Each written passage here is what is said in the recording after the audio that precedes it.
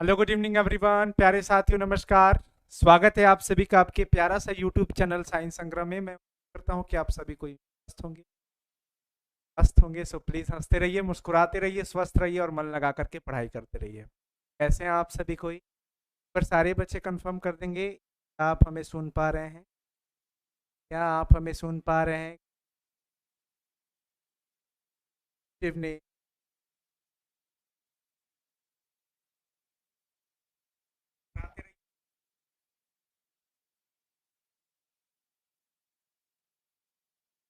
Audio clear है बच्चों? Good evening. Audio clear है ना? ऑडियो क्लियर है ना?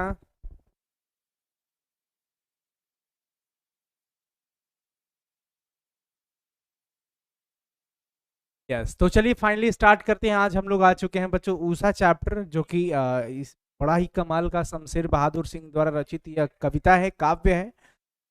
इसका लाइन बाय लाइन एक्सप्लेनेशन भी करेंगे हम लोग, लेखक का परिचय यानी कि कवि का परिचय करेंगे, उसके बाद इस चैप्टर का क्वेश्चन आंसर भी करेंगे। तो आज का सेशन आप सबके लिए बहुत ही शानदार है। अगर आप चैप्टर के एक्सप्लेनेशन को समझ लेते हैं तो मैं ये दावे के साथ कहता हूं कि आपसे एक भी सब्जेक्टिव और एक भी ऑब्जेक्टिव क्वेश्चन नहीं पूछेगा। सो प्लीज अंत तक हमारे साथ बने रहिएगा इस सेशन में।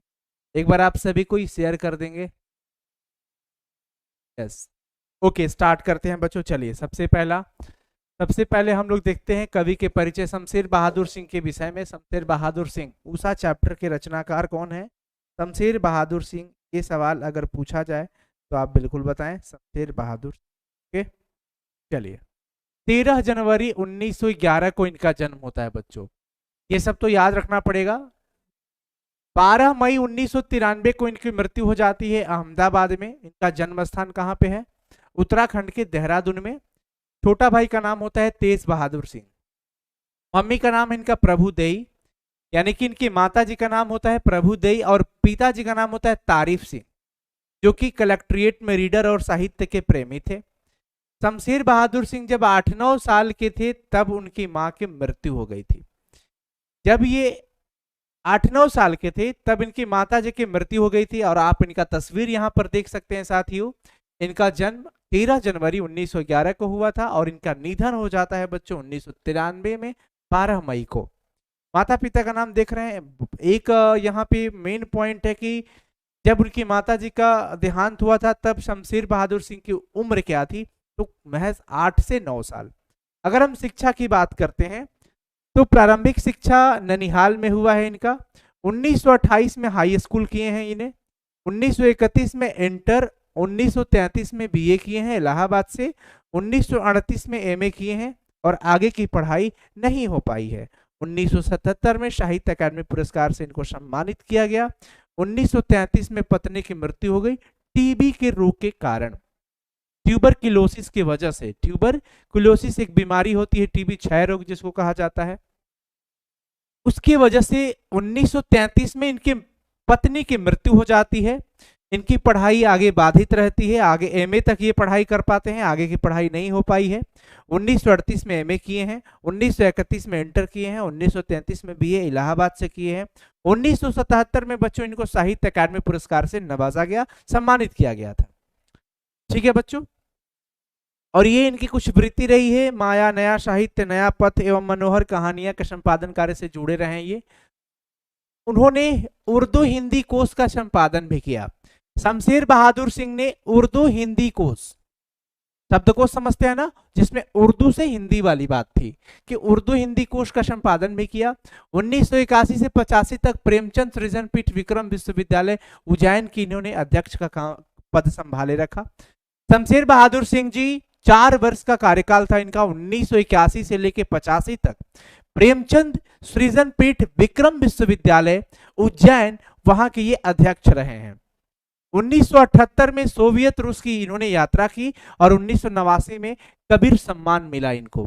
ये देखिए, ये सवाल पूछा है बच्चों कि वो सोवियत रूस की यात्रा कब किए थे? 1978 में सोवियत रूस की यात्रा किए थे शमशेर बहादुर सिंह।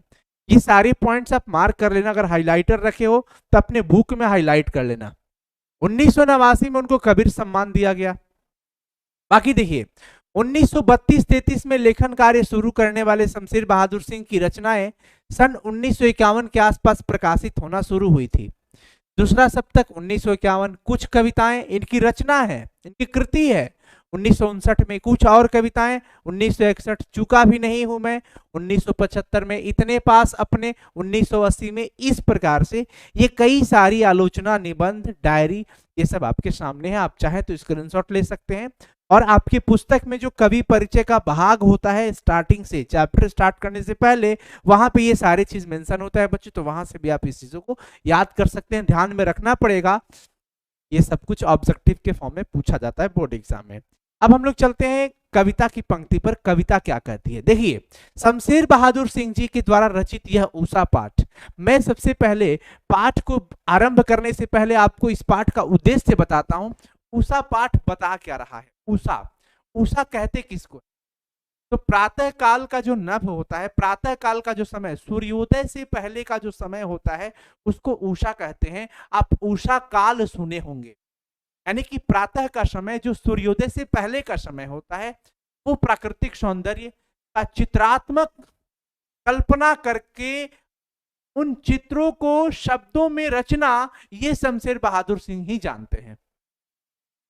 ये शमशेर बहादुर सिंह ही समझते हैं और जानते हैं। बड़े कमाल के राइटर थे बच्चों, बड़े कमाल के। कि सूर्योदय से पहले के समय को, उन चित्रों को कल्पना करके शब्दों में उतारना, और जो इन शब्दों को पढ़ेगा वो चित्रात्मक कल्पना में डूब जाएगा। ये कला अगर कोई सीखे तो शमशेर बहादुर सिंह जी से। शमशेर बहादुर सिंह जी अपने कविता में लिखते हैं कि प्रात नभ था बहुत नीला शंख जैसे। प्रात का जो नभ था, सुबह का जो बादल था, आकाश था, शंख के समान था। नीले रंग का बादल, शंख जैसा। शंख शुद्धता, पवित्रता की पहचान है, वैसे आकाश भी पवित्र है, निर्मल है, स्वच्छ है। शंख जैसे पूजन कार्य में इस्तेमाल होता है, पवित्र, निर्मल है, पवित्र का प्रतीक है। उसी प्रकार से यहां पर कवि इन शब्दों के माध्यम से शंख से तुलना करके उसको पवित्र बताए हैं, निर्मल, स्वच्छ बताए हैं। कि प्रात नभ था बहुत नीला शंख जैसे। कैसे था? नीला शंख के समान। जैसे शंख पवित्र होता है, निर्मल होता है, उसी प्रकार से यह नीला मतलब पवित्रता का, निर्मलता का प्रतीक है। भोर का नभ, भोर, भोर शब्द समझते हो ना, भोर हो गया। भोर, सुबह का जो आकाश था, बादल था, राख से लिपा हुआ चौका ही गीला पड़ा है। ये ऐसा लग रहा है जैसे कि हमारी माताएं बहनें घर के अंदर है ना, चौका वहां बोलते हैं हम लोग। हाँ, ऐसा लग रहा है कि राख से लिपा हुआ है। जैसे राख से लिपा हुआ चौका कुछ देर तक गीला लगता है ना, गीला रहता है। मम्मी लोग, चाची लोग, दीदी लोग चलने नहीं देती है। चलेंगे तो चप्पल का दाग उखड़ जाएगा, पैर का दाग उखड़ जाएगा। तो वहां सब ऐसे, नहीं नहीं अभी नहीं, अभी रुक जाओ, सूखेगा तब। तो वैसे ही भोर का नभ लीपा हुआ चौके की तरह गीला पड़ा है। बहुत काली सील जरा से लाल केसर से, कि जैसे धूल गई हो। ऐसा लग रहा है कि सील, काली सील, काली मतलब काला रंग, सील मतलब पत्थर, सिलवटी समझते हो। मैं अगर अपने शब्दों में अगर आपको समझाऊं, ऐसा लग रहा है कि लाल काली काली सिलवट पर कोई लाल केसर रगड़ के धो दिया हो। तो काले पर लालिमा छाई हुई है, वैसा दृश्य ये नभ का दिख रहा है। बड़ा शानदार, लालिमा एकदम। कैसा लग रहा है? ऐसा लग रहा है कि काले सिलवट पर लाल केसर रगड़ के किसी ने धो दिया है, और वो जो रंग बिखेरता है वैसा ही रंग इस नभ का है, वैसा ही इस आकाश का रंग है। स्लेट पर या लाल खड़िया चौक मल दी हो किसी ने। ऐसा लग रहा है कि काले स्लेट पर, जिस स्लेट पे हमारा और आपका बचपन का चौक पकड़ करके क ख ग ये सब लिखना और थप्पड़ खाना, सब कुछ ये है स्लेट के साथ। वही स्लेट पर ऐसा लग रहा है कि लाल खड़िया चौक मल दी हो किसी ने। मलना मतलब रगड़ना। ऐसा लग रहा है कि काले सिलवटी पर किसी ने लाल केसर से धो दिया हो। वो जो रंग बना वो ऐसा दिख रहा है प्रात का नभ, ऐसा दिख रहा है सुबह का बादल, सुबह का। इतना ही नहीं, ऐसा लग रहा है कि स्लेट पर किसी ने लाल खड़ी या चौक से रगड़ दिया हो, मल दिया हो, यानी कि उस काले स्लेट पर लालिमा जो आ गई, वैसा ही दृश्य दिख रहा है प्रातः का नभ का। समझ पा रहे हैं सभी कोई? एक बार चैट सेक्शन में बता देंगे यस और नो कि आप हमारे चीजों को समझ पा रहे हो या नहीं। यस, वेरी गुड बच्चों, बहुत बढ़िया। अब देखिए आगे की पंक्ति कहते हैं कवि, नील जल में या किसी की गौर झिलमिल देह। नीले जल में या किसी की गौर झिलमिल देह। आकाश नीला है, नीले शंख के समान है, और उसमें जो सूर्य दिख रहा है ऐसा लग रहा है कि गोरे रंग का चमकता हुआ, झिलमिलाता हुआ किसी का शरीर। तो यहां पर नीले बादल में सूर्य का चमकना, ऐसा लग रहा है कि नीले जल में कोई गोरा शरीर झिलमिला रहा हो, किसी स्त्री का गोरा देह झिलमिला रहा हो, ऐसा लग रहा है, ऐसा लग रहा है। क्या बता रहे हैं? तुलना कहां, कितना शानदार रचना है ये। समझिए, आपके दिमाग में चित्रात्मक कल्पना चल रही है, आप उषा के चित्र को समझ पा रहे हैं। अरे वाह, गजब, सिलवटी पर लाल केसर रगड़ के पानी से धोना, ये बड़ा शानदार दृश्य। ऐसा सुबह का नभ दिख रहा है। नीले जल में, जल जैसे लग रहा है ना कि नीले जल के अंदर कोई सुंदरी, पूरे रंग की सुंदरी का रूप झिलमिला रहा हो, वैसे प्रात का नभ, नीला आकाश, नीला जल का तुलना हो गया, और गोरे शरीर की जो सुंदर रूपवती स्त्री है वो सूर्य से तुलना कर दिया गया। ऐसा लग रहा है कि चमकता हुआ सूर्य वो किसी स्त्री के समान है, गोरे रंग का झिलमिलाता हुआ, जैसे हील रही हो, जैसे नीले जल में खूब सुंदर स्त्री हील रही हो, झिलमिला रही हो, वैसे नीले आकाश में चमकता हुआ सूर्य गोरा रंग रूप लेते हुए झिलमिला रहा हो, और जादू टूटता है इस उषा का, अब सूर्योदय हो रहा। ये जादू ही तो है कि इस सुंदर दृश्य को जो देखे वो देखते ही रह जाता है, आंख का पलक झपकता नहीं है, इधर उधर नहीं हटता, मन करता है देखता ही रह जाए। और ऐसे जब चीज होने लगे तो इसी को मैजिक कहते हैं, इसी को जादू कहते हैं। तो ये उषा का जादू है, परंतु कब तक? जब तक सूर्य अपना पूरा का पूरा उदय नहीं ग्रहण किया हो, सूर्योदय नहीं हुआ हो। जैसे ही बच्चों सूर्योदय हो जाता है, सूर्य का पूरा प्रकाश से पूरा पृथ्वी चमक जाता है और उषा का जादू समाप्त हो जाता है। उषा का जादू तब तक था जब तक सूर्योदय नहीं हुआ था, अब तो जादू टूटता है इस उषा का। इतना सुंदर दृश्य दिखाते हुए उषा का ये जादू अब टूट रहा है। क्यों? क्योंकि अब सूर्योदय हो गया है। सूर्य उदय हुआ तो क्यों टूटा भाई? क्योंकि सूर्य से इतना प्रकाश निकला कि उषा का जादू खत्म, उषा की जो चमक थी, दृश्य थी, वो सब खत्म हो गई। तो वो सूर्योदय से पहले का समय था उषा, लेकिन सूर्योदय जैसे ही हुआ जादू उषा का खत्म हो जाता। तो प्यारे साथियों, आपकी चैप्टर की लाइन खत्म हो जाती है। अब हम चलते हैं क्वेश्चन आंसर की तरफ, बने रहिएगा हमारे साथ। अब आपको क्वेश्चन आंसर अच्छे से समझ में आएगा। सबसे पहला सवाल है कि प्रातः काल का नभ कैसा था? प्रातः काल का नभ कैसा था? हमने अभी पढ़ा कि प्रातः काल का जो नभ है वो बड़ा पवित्र है, उज्जवल है और निर्मल है, नीले शंख के समान। शंख की तुलना यहां किस लिए की गई है? देखिए, वह शंख जैसा प्रतीत हो रहा था, नीले शंख जैसा, क्योंकि शंख को पवित्रता का प्रतीक माना जाता है, निर्मल है वो। इसी प्रकार से सुबह का नभ भी बिल्कुल पवित्र है, उज्जवल है और निर्मल है। उस समय नभ दिखने में लीपा हुआ चौका की तरह लग रहा था, क्योंकि गीला रहता है सुबह सुबह। ऐसा लग रहा है कि जैसे लिपा हुआ चौका गीला रहता है, वैसे ही नभ भी गीला था। पूरब में बिखरी सूर्योदय के पहले की जो लालिमा के कारण नभ दिखने में बहुत ही सुंदर लग रहा था। सूर्योदय के पहले की जो लालिमा निकलती है ना, आहा, काली सील, जरा ऐसा लग रहा है कि सिलवटी पर केसर रगड़ दिया गया हो। अच्छा, राख से लिपा हुआ चौका के द्वारा कवि क्या कहना चाहा है? कवि ने क्या कहना चाहा है? राख से लिपा हुआ चौका। देखिए, राख से लिपा हुआ चौका के माध्यम से कवि यह कहना चाहते हैं प्रातः काल का नभ पवित्र एवं निर्मल है। जिस प्रकार चौका लिपने के बाद कुछ समय तक किसी को चलने फिरने नहीं दिया जाता है ताकि उस पर पैर के निशान न आए, उसी प्रकार भोर के नभ में भी प्रातः की ओस के कारण गीलापन है और वह बिल्कुल पवित्र एवं निर्मल है। जब ओस की बूंदें गिरती है ना, तो पूरा का पूरा अब जो है वो गीला है, ऐसा लग रहा है कि हुआ चौका है। आगे देखिए, बिंब स्पष्ट करे बहुत काली सील जरा से, लाल केसर से की जैसे धुल गई हो। ये जो पंक्ति है शमशेर बहादुर सिंह के द्वारा रचित कविता उषा से ली गई है।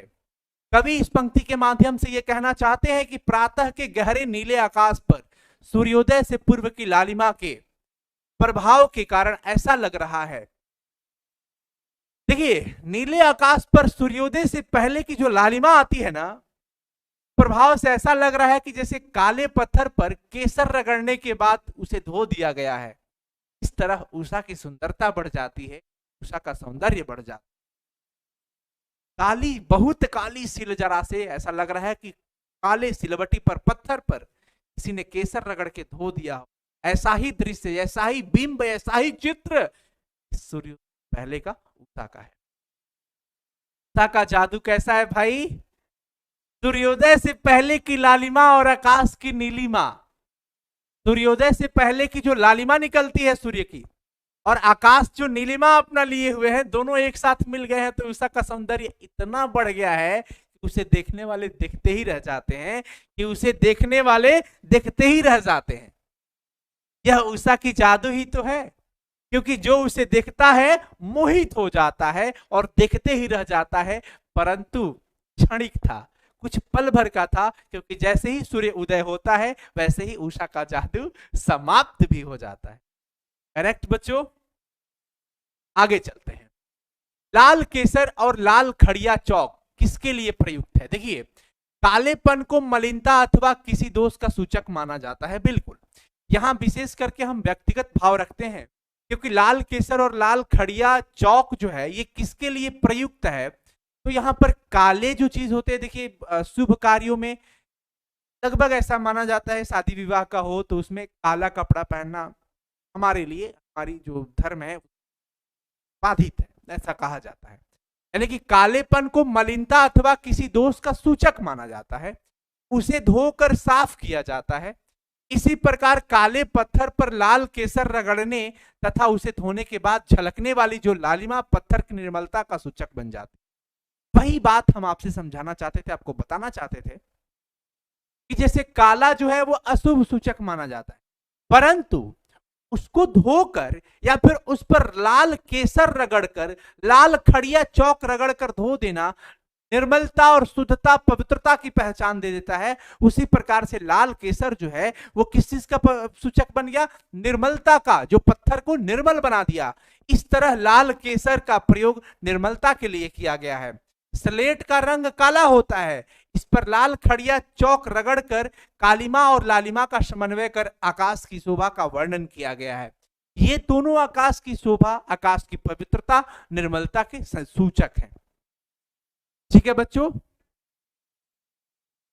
एक बार बताएं, आप सब कुछ समझ पा रहे हैं? आगे देखिए, व्याख्या करना है। प्यारे साथियों, भावार्थ हो या व्याख्या हो, मैं कल एक वीडियो के माध्यम से आप सबको बताया था, भावार्थ स्पष्ट करते समय, आशय स्पष्ट करते समय, व्याख्या करते समय आपको किन बातों का ध्यान रखना।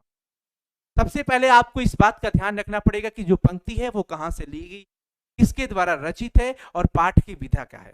मतलब ये जादू टूटता है इस उषा का, अब सूर्योदय हो रहा है, भी तो आप पढ़ रहे हैं, तो आपको ये बात ज्ञान में है, संज्ञान में है कि भैया ये तो सर उषा चैप्टर पढ़ा रहे हैं, तो उषा चैप्टर का है तो हम अच्छे से चीजों को समझ पा रहे हैं।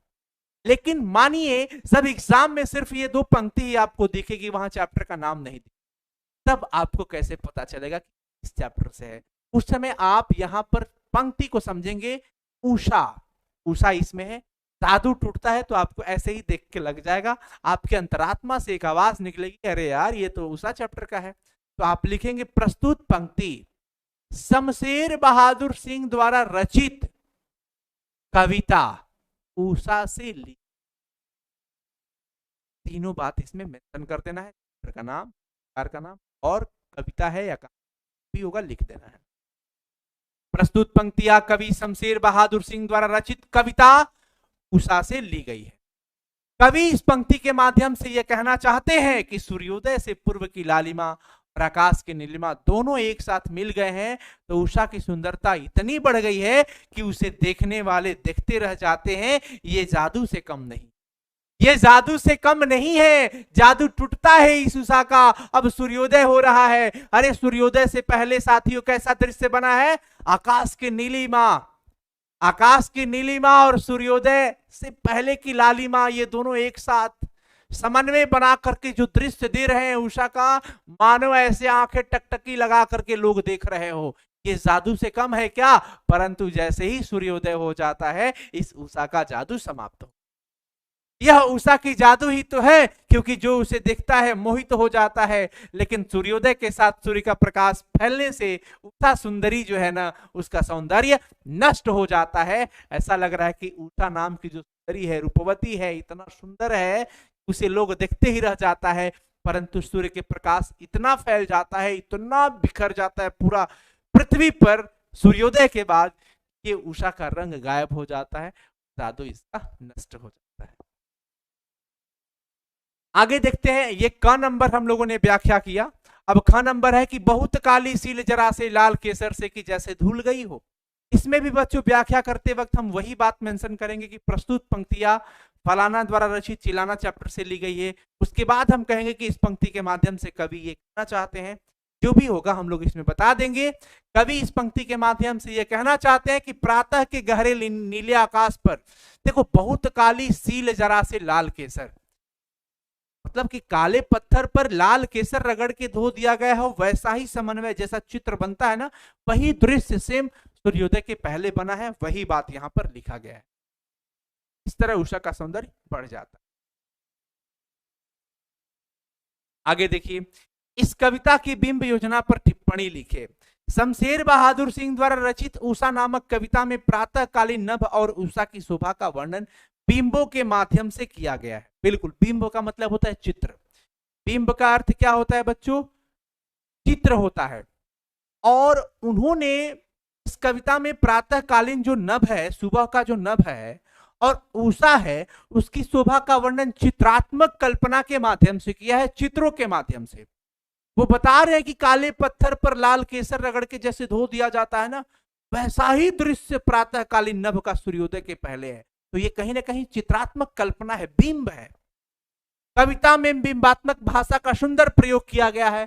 कवि इस कविता के अंदर जो चित्रात्मक शब्द है, बिंबात्मक शब्द है, उसका बड़ा ही भाषा का सुंदर प्रयोग किया है। इस सुंदर भाषा के प्रयोग के कारण इस विषय का चित्र हमारी आंखों के सामने ऐसा लग रहा है कि मानो प्रतीत हो रहा है, हम उषा को अपने सामने देख रहे हैं। सूर्योदय से पहले का प्रातःकालीन नभ अपनी आंखों के सामने देख रहे हैं, ऐसा प्रतीत होता है। प्रात नभ की तुलना बहुत नीला शंख से क्यों किया गया? नीला शंख से प्रातः नभ की तुलना क्यों की गई? इसका सबसे बड़ा एक सटीक कारण है, एक रीजन है। शंख पवित्रता और निर्मलता का प्रतीक होता है, इसी वजह से प्रात का नभ भी शंख के समान माना गया। प्रात नभ की तुलना बहुत नीला शंख से इसलिए की गई है क्योंकि आकाश और शंख दोनों का रंग नीला तो होता है। और सबसे बड़ी बात तो यह है कि शंख एक पवित्र वस्तु है जिसका उपयोग पूजा अर्चना के समय किया जाता है, इसीलिए आकाश को भी शंख के समान पवित्र माना गया है और निर्मल माना गया है। समझे बच्चों? आगे देखिए, नीले जल में किसकी गौर देह झल झल हिल रही है? अरे भाई, यहां तो उषा रूपी सुंदरी का देह हिल रही है। नीले जल में उषा रूपी सुंदरी की गौर देह रही है। चलिए साथियों, मुझे उम्मीद है अब आपको ये अच्छा लगा होगा, समझ में आया होगा।